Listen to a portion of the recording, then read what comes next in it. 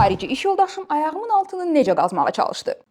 İkinci hissə. Aysel, səndən şikayət var. Mən şok içində ki, nə şikayət, mən nə etmiş ola bilərəm və normalda gözləyərdim ki, kimsə məndən şikayət edibsə, bunu üzümə birinci desinlər. Və bu halın baş verməməsi məni çox təəccübləndirdi. Şokda deyirəm ki, nə baş verib, kim şikayət eləyib?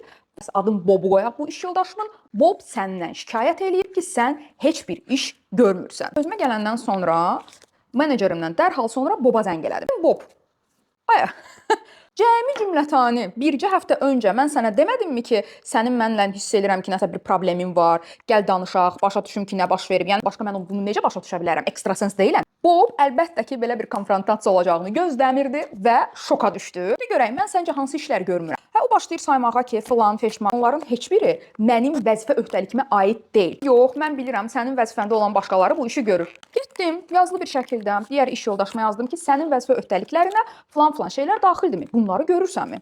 O da yazasan gözünə döndüyüm ki, yox, bu mənim işimə daxil deyil.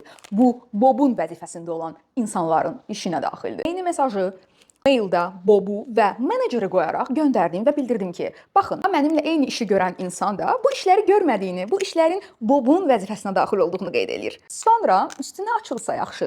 Birinci hissədə xatırlayırsınızsa, yadındadır, sənə demişdim cümləsini işlətmişdim Boba. Sən filan iclasda mənə qayıtdın dedin ki, yadındadır, sənə xəbər etmişdim ki, mən məzuniyyətə çıxacağam.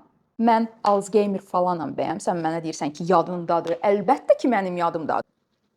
Sən demə Bobun qarnının ağrısı, mənim ona yadındadır sözünü deməyim o. Onu da qeyd eləməliyəm ki, millətdən asılı olan bir şey deyil. Yəni bu Holland iş yoldaşım bunu edib deyə digər bütün Hollandlar da belədir mənasına gəlmir. Ara yerdə yeni kameramı da açdım. Görək bununla necə videolar gələcək.